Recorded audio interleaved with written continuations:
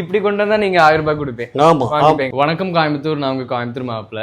இந்த பழைய பட்டு புடவை எவ்வளவு வரும்னு ஜஸ்ட் கெஸ் பண்ணுங்க. இதை செக் பண்ணுங்க, இது எவ்வளவு வரும்னு. எவ்வளவு கொடுப்பீங்க எனக்கு? இது வந்து கொஞ்சம் வெயிட் கம்மியா இருக்குங்க.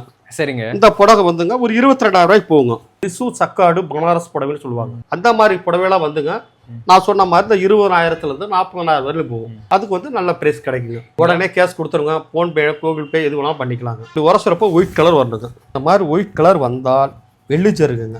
நம்ம கோயம்புத்தூர்ல நிறைய பேர்கிட்ட இந்த மாதிரி பழைய பட்டு புடவை இருக்கு. அவங்களுக்கு அந்த வேல்யூ தெரியாம இருக்காங்க. இந்த மாதிரி எல்லாம் வீட்டுல இருக்குதானே, எதுக்கு சும்மா வச்சுட்டு கொண்டு போய் கொடுங்க. நீங்க எங்க வந்து கொடுக்கணும், உங்களை எப்படி காண்டாக்ட் பண்றது? நம்ம கடை வந்துங்க அவினாஷ் ரோட்ல ஓப்ஸ்ல நம்ம கடை இருக்குங்க. ஓகே. பூர்விகாவுக்கு நேர் ஆப்போசிட் கடைங்க. சரிங்க. பாரதி ராஜா புத்தக நிலையத்து காம்ப்ளெக்ஸ் கூட கடை இருக்குங்க. சரிங்க. ஆண்டாள் பட்டு சென்டர். சரிங்க. நம்ம சேனல் பார்த்து வரவங்களுக்கு ஸ்பெஷலா ஒரு அமௌண்ட் ஜாஸ்தியா கொடுப்பீங்களா? சாஸ்தி ரேட்டுங்க. உங்க நேம் சொன்னாவே நல்ல ரேட் கொடுப்போங்க.